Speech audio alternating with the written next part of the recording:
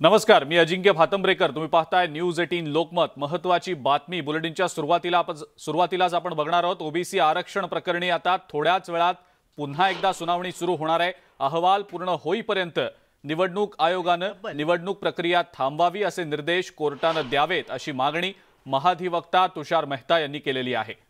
उद्यापासून अर्ज दाखल करण्याची प्रक्रिया सुरू होणार आहे, त्यामुळे अर्ज दाखल करण्यासाठी मुदतवाढ देण्यात यावी असा युक्तिवाद तुषार मेहता यांनी केलेला आहे। निवडणूक आयोगाने स्थानिक स्वराज्य संस्थेच्या निवडणुकीसंदर्भात नवे आदेश जारी करावेत आणि आपली भूमिका स्पष्ट करावी असे निर्देश कोर्टाने निवडणूक आयोगाला दिलेले आहेत। त्यामुळे आता निवडणूक आयोग काय नेमकी भूमिका स्पष्ट करतं ते पाहावं लागेल। यावर कोर्टाने अर्ज दाखल करण्याची प्रक्रिया सुरू झालेली आहे, ती थांबवता येणार नाही। मात्र उद्यापासून अर्ज दाखल होतील त्याला 1 आठवडा मुदतवाढ दिली जावी। निवडणूक आयोगाने स्थानिक स्वराज्य संस्थेच्या निवडणुकीसंदर्भात नव्याने आदेश जारी करावेत आणि आज 2 वाजता पुन्हा एकदा भूमिका स्पष्ट करावी असे निर्देश दिलेले आहेत।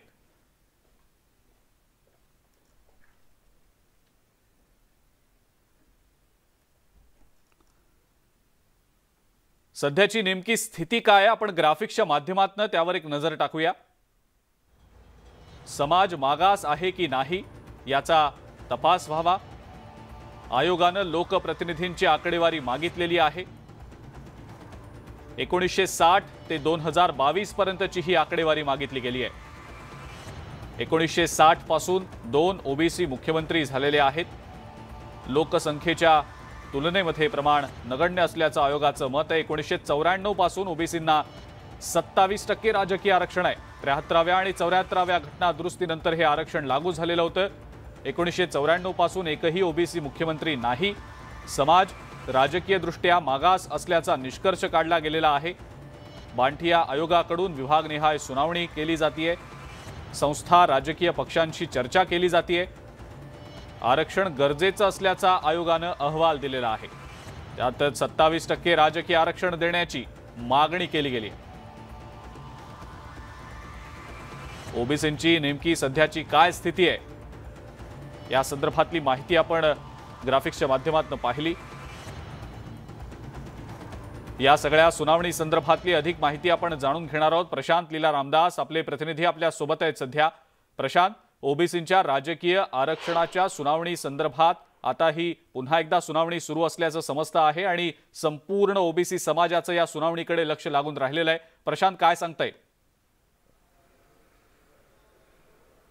बरोबर, आज सकाळी साधारणतः ज्या पद्धतीने लंचच्या पूर्वी ओबीसी आरक्षणाच्या प्रकरणामध्ये सुनावणी झाली सुप्रीम कोर्टामध्ये।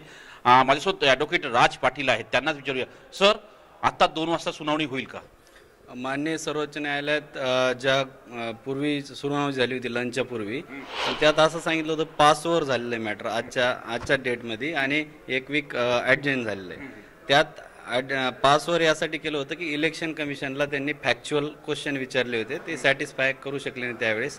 तर फॅक्च्युअल गोष्टी कोर्टाच्या समोर आणण्यासाठी पासवर करण्यात आलेले, म्हणजे फॉर्म भरणे, नॉमिनेशन भरणे, आणखीन काही बाबी, कधीपर्यंत डेट असेल काय वगैरे।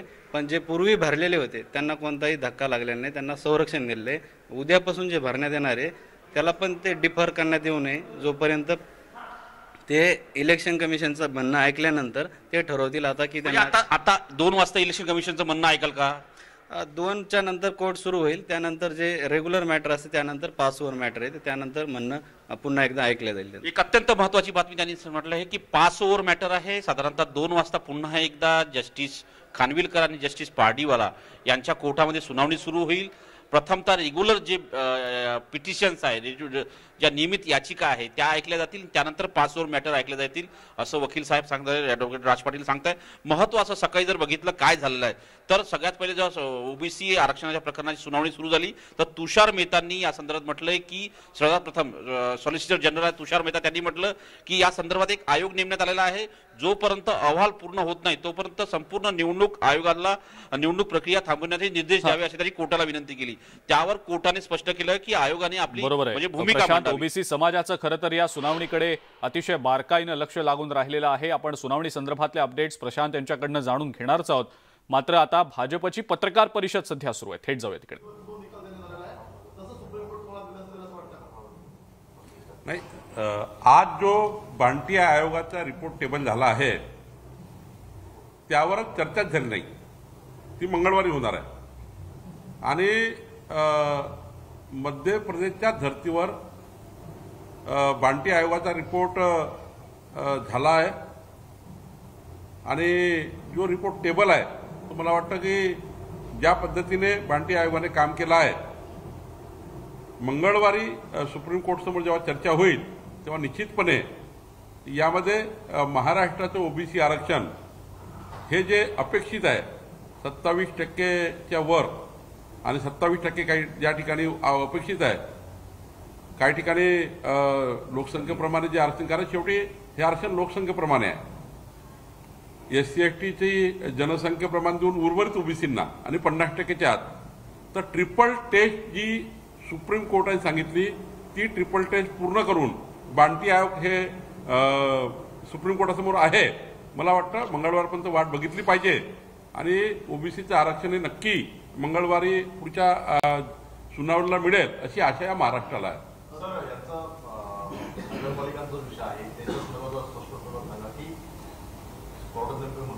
नाही, मला वाटतं सुप्रीम कोर्टाचं जे काही आम्ही ऐकलं त्यावर असं वाटतं की जिथे नॉमिनेशन सुरू झालं तिथे थांबवता येणार नाही, पण जिथे निवडणूक प्रक्रिया सुरू झाली नाही त्या ठिकाणी मात्र ओबीसी आरक्षणाची सुनावणी झाल्यावरच काही निर्णय होऊ शकेल. कारण नगरपालिकेची जी नोटिफिकेशन आहे ते 20 तारखेला निघणार आहे. फक्त निवडणूक आयोगाने कार्यक्रम असा घ्यावा अशा सूचना कलेक्टरला दिल्या आहेत. जोपर्यंत कलेक्टर नोटिफाईड करत नाही इलेक्शन तोपर्यंत ती कारवाई सुरू होत नाही. ती 20 तारखेला नोटिफिकेशन होणार आहे. त्यामुळं त्याच्याबद्दल आज काही सांगणे योग्य होणार नाही. 20 तारखेनंतर निवडणुका सुरू होणार आहे. त्यामुळे आज तरी 19 तारखेची वाट बघावं लागेल की 92 नगरपालिका आणि पुढच्या नगरपंचायतचं काय होईल. आता हा निर्णय आल्यानंतर श्रेयवादाची लढाई सुरू होईल. हे महाविकास आघाडीचं यश एकदा किंवा नाही, श्रेयवादाची लढाई याच्याकरता अपेक्षित नाही आहे. कारण जर यांना पूर्ण वेळ भेटला होता 13/12/2019ला सुप्रीम कोर्टाने सांगितलं होतं की बाबा तुम्ही ट्रिपल टेस्ट करा आणि लवकर या. महिनाभराच्या आतमध्ये आयोग नेमून त्यांना करता आलं असतं. मग 4 मार्च 2021ला पुन्हा सुप्रीम कोर्टाने निकाल दिला, पुन्हा ट्रिपल टेस्ट करा आणि या. तेव्हाही त्यांनी सरकारी टाइमपास केला. ओबीसी मंत्री माननीय भुजबळ साहेब मोर्चे काढत राहिले, संवाद सभा घेत राहिले, आंदोलन करत राहिले. हेच सरकारमध्ये होते, यांच्या संघटना आंदोलन करत होत्या. श्रेयवादाची यांना श्रेय केव्हा मिळालं असतं? यांना जर 13/12/2019चा पहिला निकाल लागल्यानंतर यांनी काम केलं असतं. 4 मार्च 2021चा निकाल लागला असतं काम केलं असतं. यांनी 2.5 वर्ष वेळ टाइमपास केला आणि 2.5 वर्ष टाइमपास केल्यावर मग कुठं त्या ठिकाणी भांटी आयोग नेमला. मधातला एक आयोग नेमला, त्याला 435 कोटी दिलेच नाही. पैशाचा आळा घोडा घातला. म्हणजे यांनी तर नुसते टाइमपास केला 2.5 वर्ष. आणि मला सांगा कुठला ओबीसी त्या ठिकाणी कुठला ओबीसी मंत्री, कुठले माननीय भुजबळ साहेब यांनी कधी सॉलिसिटर जनरलची भेट घेतली? कधी यांनी याच्यात पुढाकार घेतला? मला बघा, माननीय देवेंद्र फडणवीस सरकार आल्याबरोबर पहिल्याच दिवशी एकनाथ शिंदे साहेबांनी आणि फडणवीस साहेबांनी तातडीनं ओबीसी आरक्षणाबद्दल काय सध्या स्थिती आहे याबद्दल तातडीने चर्चा केली. सॉलिसिटर जनरलला स्वतः जाऊन भेटले दिल्लीला. ही याला म्हणतात गतिमान सरकार. तर या ठिकाणी एवढंच सांगायचं आहे की यामध्ये श्रेय ते घेऊ शकत नाही. त्यांनी श्रेय घ्यायचा प्रयत्न करू नये. खऱ्या अर्थाने ओबीसीला आरक्षण मिळालं पाहिजे हे सर्वच पक्षाने मिळून काम करायची गरज आहे. सर्वांनीच काम करायची या ठिकाणी गरज होती. पण आम्ही मागच्या 2.5 वर्षापासून सारेच लोक, माननीय देवेंद्रजी असतील, संजय कुटे असतील आणि आम्ही सर्व लोक या सरकारला मदत करायला तयार झालो. या सरकारला वारंवार सांगितलं आम्ही तुम्हाला मदत करायला तयार आहे. जे जे मागेल ते मदत करायला तयार आहे. पण हे सरकार ऐकत नव्हतं. आणि उलट या सरकारने 2.5 वर्ष या महाराष्ट्राच्या ओबीसी समाजाला राजकीय आरक्षण मिळू नये कितीतरी निवडणुका होऊन गेल्या मधल्या काळात. म्हणजे या राज्यातल्या जवळपास 40% निवडणुका 2.5 वर्षात झाल्या. अनेक जिल्हा परिषद झाल्या, अनेक नगरपालिका झाल्या. त्यांना आरक्षण मिळू दिलं नाही. या सरकारमध्ये धारीचे शुक्राचार्य बसले होते ज्यांना आरक्षण द्यायचं नव्हतं. आता तर किमान 7 दिवसात 8 दिवसाच्या सरकारमध्ये आता इथपर्यंत आलो आहेत. मला वाटतं की लवकरच राज्याला ओबीसी आरक्षण मिळेल. ज्या निवडणुका लागल्या त्याला तर सुप्रीम कोर्टाने नाहीच म्हटलंय, पण ज्या लागणार आहेत त्यामध्ये त्यापूर्वी मला वाटते भाटी आयोगाच्या रिपोर्टवर आम्हाला रिलीफ मिळेल आणि त्यातनं आम्ही ओबीसी आरक्षण मिळेल असं वाटतं. तुम्ही निवडणूक आयोगाची देखील भेट घेतली, त्यांना निवडणूक आयोगाकडे तुम्ही गेला, त्यांची भेट घेतली, त्यांना पत्र दिलं की पावसाळा देखील सुरू आहे, त्यामुळे ह्या निवडणुका देखील पुढे ढकलण्यात याव्या. 92 नगरपालिकेचे प्रतिनिधी काल चंद्रकांत दादांच्या नेतृत्वामध्ये आम्ही सर्व लोक निवडणूक आयोगाला भेटलो की ज्या ठिकाणी 3 महिने जुलै ऑगस्ट सप्टेंबरमध्ये संपूर्ण महाराष्ट्रभर पाऊस असताना निवडणुका होऊ शकत नाही, जी महाराष्ट्राची शासकीय यंत्रणा ती पूर परिस्थितीमध्ये आणि पीक पाण्यामध्ये आहे, अशा वेळी कशी काय निवडणुका होऊ शकतात. संपूर्ण मागे उदाहरणही दिले, कराडचं उदाहरण दिलं, कोल्हापूरचं उदाहरण दिलं, धुळे नंदुरबारचं उदाहरण दिलं की या निवडणुकीची जर फेअर करायची असतील आणि निवडणूक आयोगाची पहिली जबाबदारी आहे की 100% मतदान कसं होईल, 100% मताला कसं त्या ठिकाणी न्याय मिळेल. मग जर 20% 30% मतदान होणार असेल तर निवडणुका घेऊन फायदा कसा.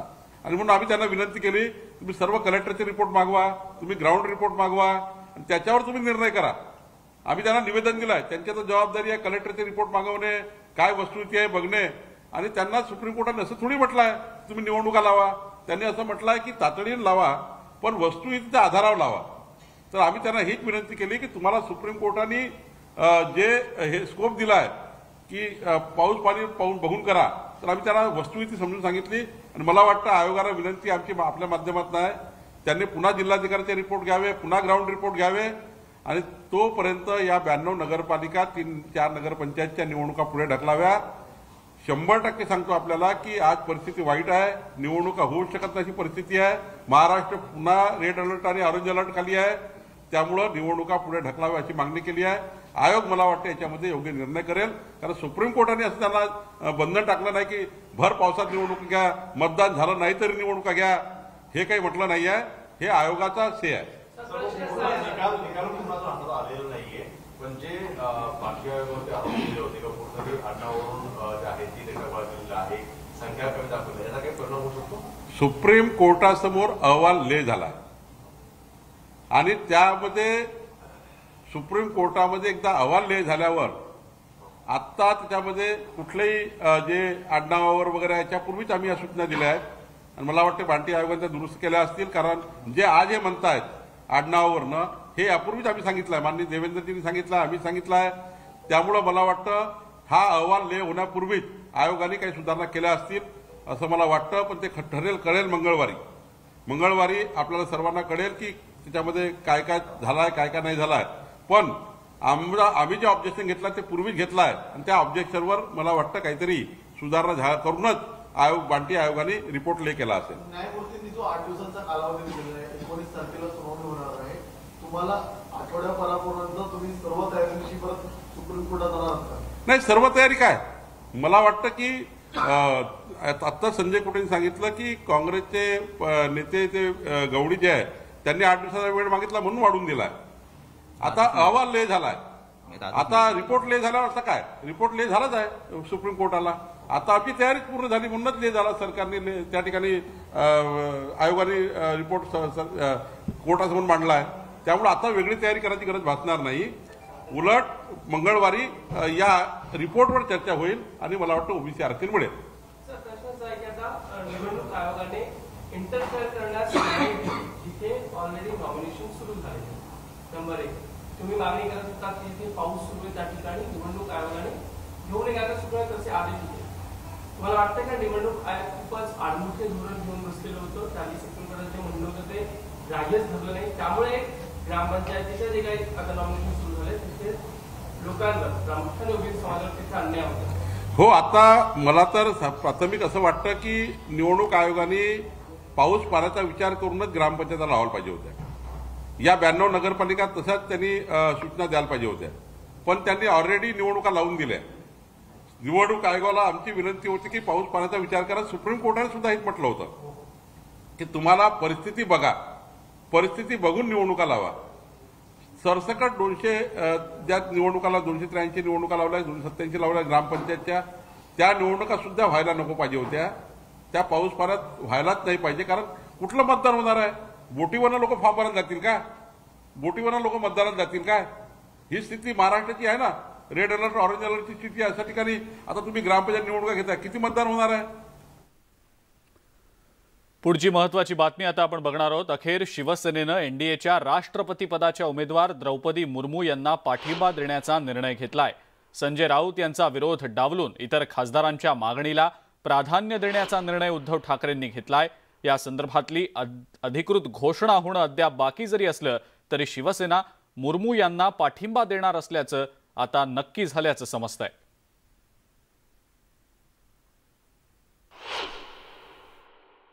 द्रौपदी मुर्मूंना पाठिंबा द्यायचा निर्णय झाला म्हणजे तो भाजपला पाठिंबा दिला असं होत नाही. यशवंत सिन्हा हे दुसरे उमेदवार आहेत विरोधी पक्षाचे, त्यांनाही आमच्या सद्भावना आहेत. त्यामुळे देशामध्ये विरोधी पक्ष मजबूत असायला पाहिजे, एकी टिकायला पाहिजे. हे जरी खरं असलं तरी अनेकदा अशा निवडणुकांच्या संदर्भात एक लोकभावना काय आहे हा निर्णय घ्यावा लागतो. यापूर्वीसुद्धा प्रतिभाताई पाटील यांना आम्ही पाठिंबा दिला आणि एनडीएच्या उमेदवाराला पाठिंबा तेव्हा आम्ही दिला नव्हता, कारण प्रतिभाताई पाटील महाराष्ट्राची पहिली मराठी महिला. आम्ही प्रणवबाबू मुखर्जींनाही पाठिंबा दिलेला आहे. आम्ही एनडीएत असताना पाठिंबा दिला, हे लक्षात घ्या. त्याच्यामुळे शिवसेनेला अशा प्रकारची निर्णय घेण्याची एक परंपरा आहे. औरंगाबाद नामांतराच्या विरोधात आज शहरात मोर्चा निघणार आहे आणि या मोर्चात सर्वपक्षीय नेते सहभागी होणार असल्याचं समजतंय. या नामांतराच्या मुद्द्यावर आमच्या प्रतिनिधींनी एमआयएमचे खासदार इम्तियाज जलील यांच्याशी संवाद साधला. त्यांनी नेमकं काय म्हटलं पाहूया. मोर्चाची पार्श्वभूमी काय आणि कशासाठी आणि कसा हा मोर्चा असणार आहे सर? माझा इंट्रोडक्शन करताना तुम्ही सांगितलं की औरंगाबादचे एमआयएमचे खासदार, मी औरंगाबादचा खासदार आहे. इसमें पार्टी इलेक्शन पुरता राहतं, इलेक्शन संपल्यानंतर मी सर्वांचा खासदार आहे. कोणत्याही पार्टीचा त्याच्यामध्ये काही संबंध येत नाही. दुसरं म्हणजे तुम्ही हे सांगितलेलं आहे की आज मोठा मोर्चा निघणार आहे. मला माहीत नाही की किती लोक याच्यामध्ये येणार आहे. मला एक संतुष्टी या बाबतीत वाटे की कमीत कमी जेव्हा शहराचं नाव बदलण्याची प्रक्रिया सुरू होती, प्रयत्न सुरू होते, तर त्यावेळी इम्तियाज जलील रस्त्यावर उतरलं होतं. उसमें ते 10 लोक येतील, 10,000 येतील मला माहीत नाही आहे. पण इम्तियाज जलील विरोध सुरुवातपासून करत होता, आजही करत आहे. आणि जेव्हा सर्व राजनैतिक पक्ष एकत्र आले, काँग्रेस, राष्ट्रवादी, शिवसेना, भारतीय जनता पार्टी हे नाव बदलण्यासाठी, तर इम्तियाज जलील आपल्या मतावर ठाम होता की नाही, औरंगाबादचं नाव जे अनेक दशकापासून आहे ते नाव औरंगाबादला राहायला पाहिजे. आणि त्याचं कारण हा आहे की एक आयडेंटिटी जुळलेली असते एक माणसाची, की मी औरंगाबादमध्ये जन्म घेतलेला आहे, एक आयडेंटिटी एस्टॅब्लिश झालेली आहे. आणि औरंगाबाद फक्त एक हिस्टॉरिकल सिटी नाही आहे, त्याचा खूप मोठा एक महत्त्व, जगप्रसिद्ध 2 वर्ल्ड हेरिटेज मॉन्युमेंट्स आमच्या औरंगाबाद शहरामध्ये आहे, युनेस्को साईटमध्ये आहे. तुम्ही एक फेसबुक पोस्ट केली आहे, त्या फेसबुक पोस्टमध्ये झूठ बोले कौवा काटे, नेमका याचा अर्थ काय? आदरणीय शरद पवार साहेब हे खूप मोठे नेते आहे, मला त्यांचा आदर आहे. पण इतकं मोठं नेतं 2 वेगवेगळ्या दिवशी 2 वेगवेगळ्या स्टेटमेंट्स इश्यू करतं आणि ते कॅमेरामध्ये दोघंही स्टेटमेंट्स रेकॉर्ड झालेला असलेला आहे. तर जेव्हा हे निर्णय घेण्यात आला कॅबिनेटमध्ये, त्याच्या 2 दिवसानंतर शरद पवार साहेबांनी मीडियाला स्टेटमेंट दिलं की आम्हाला एक मेसेज बाहेर हे द्यायचं नाही होतं की आमच्या तिघांमध्ये म्हणजे काँग्रेस, राष्ट्रवादी आणि शिवसेनामध्ये काही मतभेद आहे. म्हणून जेव्हा हे निर्णय कॅबिनेटमध्ये घेण्यात आला ते सर्व संमतीने घेण्यात आला. हे माझं शब्द नाही आहे, शरद पवार साहेबांनी स्पष्टपणे सांगितलं सर्वसंमतीने. आणि त्याच्यानंतर जेव्हा त्यांना हे कळालं की लोकांमध्ये जे भावना आहे, लोकांमध्ये खूप चीड आहे, राग आहे. अविनाश कानडजे, न्यूज 18 लोकमत. नामांतराला विरोध करत इम्तियाज जलील यांनी आपला संभाजी महाराजांविषयी असलेला द्वेष दाखवून दिलाय, अशी खरमरीत टीका शिवसेनेचे आमदार अंबादास दानवे यांनी केली आहे. त्यांच्याशी संवाद साधलाय आमच्या प्रतिनिधीनं. आज शहरामध्ये एमआयएम कडून किंवा नामांतर विरोधी कृती समितीकडून एक मोर्चा काढला जातोय नामांतराच्या विरोधात. याच्यावर आमदार दानवे साहेबांची काय भूमिका आहे ते जाणून घेणार आहोत. सर, काय भूमिका आहे, काय वाटतं तुम्हाला, मोर्चाचा कितपत फायदा होणार आहे? एमआयएमने आपले दात दाखवले असंच मी म्हणेल. आम्ही आधीपासून सांगतो की एमआयएम ही जातीयवादी संघटना आहे, औरंगजेबाच्या विचाराची संघटना आहे, रजाकाराच्या विचाराची संघटना आहे. ज्या औरंगजेबाने संभाजी महाराजाचा वध केला, ज्या संभाजी महाराजाला आपण धर्मवीर संबोधतो, त्याचा वध केला, त्याचं या शहराला नाव असण्याची कोणतीच गरज नाही. आणि म्हणून माननीय उद्धवजी ठाकरे साहेबांच्या सरकारने याचं नाव मिटवून संभाजीनगर करण्याचा निर्णय घेतलेला आहे. MIMच्या विरोधाला मला असं वाटतं फार किंमत देण्याची गरज नाही. परंतु त्यांनी इम्तियाज जलील यांनी एक प्रश्नही विचारला आहे, तो म्हणजे टीकाही केली आहे शरद पवारवरती. त्यांचं असं म्हणणं आहे शरद पवारचं की आम्ही सरकारमध्ये असलो तरी आमच्या परस्पर हा निर्णय घेतला गेला. याच्याकडे कसं बघतो? आता इम्तियाज जलील यांच्या सगळ्या प्रश्नाला उत्तर देण्याची गरज नाही. इम्तियाज जलील मोठे महाराष्ट्राचे नेते आहेत, ते महाराष्ट्रावर देशावर बोलतात, मी काय त्याच्यावर बोलणार नाही. म्हणतो इम्तियाज जलील यांच्या प्रत्येक प्रश्नाला उत्तर देण्याची गरज नाही. सगळ्यात महत्त्वाचा प्रश्न, ज्या राष्ट्रपतीच्या उमेदवार आहेत द्रौपदी मुर्मू यांना शिवसेनेने पाठिंबा दिला आहे आणि शिवसेनेचा जो शिंदे गट आहे त्यांना बैठकीसाठी NDAने बोलवलेलं आहे, त्याकडे कसं बघतात? आपली काय भूमिका? नाही, मला अजून या निर्णयाची माहिती नाही, परंतु जो निर्णय उद्धवजी ठाकरे साहेब घेतात तो शिवसंवादी आम्हाला सगळ्यांना असेल. आणि बोलवलं तर ते त्यांचेच आहे ना, जे शिंदे गट हा भाजपचाच आहे, हे क्लिअर झालेलं आहे. त्याच्यामुळं काही त्याच्यात आश्चर्य वाटण्याची गरज नाही. अविनाश कानडजे, न्यूज 18 लोकमत, औरंगाबाद. यानंतर पावसासंदर्भातल्या बातम्या आपण बघणार आहोत. ब्रेकिंग न्यूज या संदर्भातली. महाराष्ट्राला मुसळधार पावसाचा इशारा देण्यात आलेला आहे. पुढचे 4 दिवस हा धोक्याचा इशारा दिला गेलाय. राज्यातल्या 6 जिल्ह्यांना पावसासंदर्भातला रेड अलर्ट दिला गेलेला आहे, तर 14 जिल्ह्यांमध्ये ऑरेंज अलर्ट असून 17 जिल्ह्यांमध्ये येलो अलर्ट दिला गेलाय. आवश्यकता असेल तरच घराबाहेर पडा असं आवाहन प्रशासनानं नागरिकांना केलेलं आहे.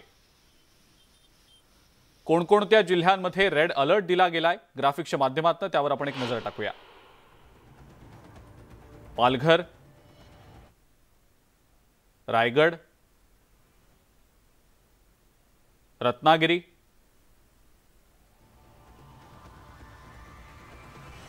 नाशिक या जिल्ह्यांना रेड अलर्ट दिला गेला. यासोबतच पुणे जिल्ह्याला सुद्धा रेड अलर्ट देण्यात आलेला आहे.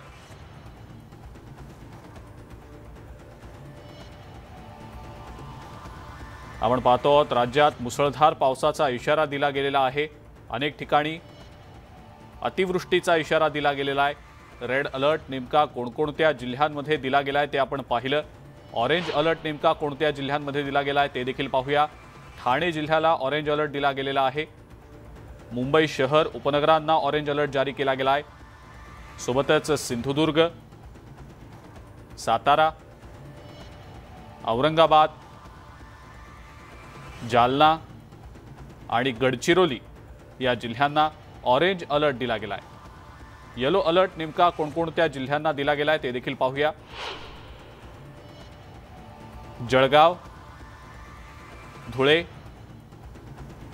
नंदुरबार, अहमदनगर, परभणी,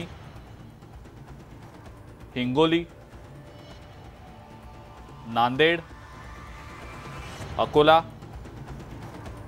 अमरावती, भंडारा, बुलढाणा, गोंदिया, नागपूर, वर्धा, वाशिम आणि यवतमाळ या जिल्ह्यांना येलो अलर्ट दिला गेलेला आहे.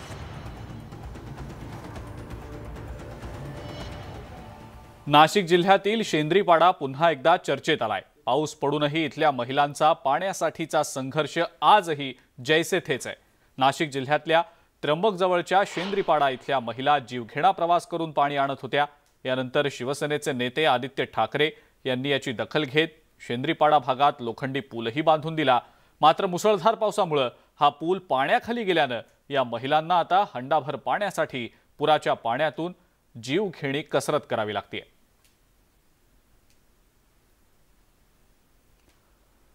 नागपुरात मुसळधार पाऊस झालाय. जिल्ह्यात वादळी वाऱ्यासह मुसळधार पावसानं हजेरी लावलेली आहे आणि यामुळे अनेक सखल भागांमध्ये पाणी साचलंय.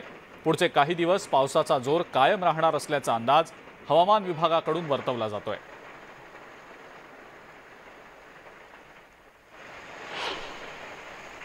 धुळे जिल्ह्यात गेल्या 24 तासात झालेल्या जोरदार पावसामुळे नदी नाल्यांना पूर आलाय. साक्री तालुक्यात अतिवृष्टी झाली असून पांझरा तसंच कान नदीला पूर आलाय. अक्कलपाडा धरणाचे 17 दरवाजे उघडण्यात आले असून पांझरा नदी काठावरील गावकऱ्यांना सतर्कतेचा इशारा दिला गेलाय. धुळे जिल्ह्यात पुढचे 3 दिवस जोरदार पावसाचा इशारा हवामान विभागानं दिलेला आहे। अमरावतीमध्ये मुसळधार पाऊस झालाय। महालक्ष्मी नगरमध्ये मोठ्या प्रमाणावर पाणी साचलंय। नागरिकांच्या घरांमध्ये पाणी शिरल्यानं सामानाचं मोठं नुकसान झालंय। अजूनही या पाण्याचा पूर्णपणे निचरा झालेला नाही आणि त्यामुळे नागरिकांना अनेक अडचणींचा सामना करावा लागतोय।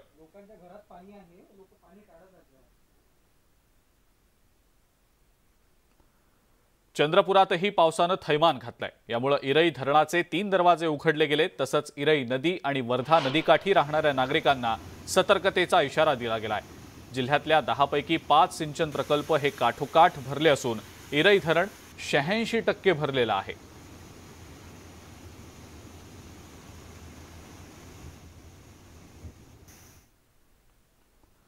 आणि या सगळ्या महत्त्वाच्या बातम्यांसोबतच दुपारच्या बातम्यांमध्ये वेळ झाली इथंच थांबण्याची। ताज्या बातम्या आणि अपडेट्ससाठी बघत राहा फक्त न्यूज 18 लोकमत।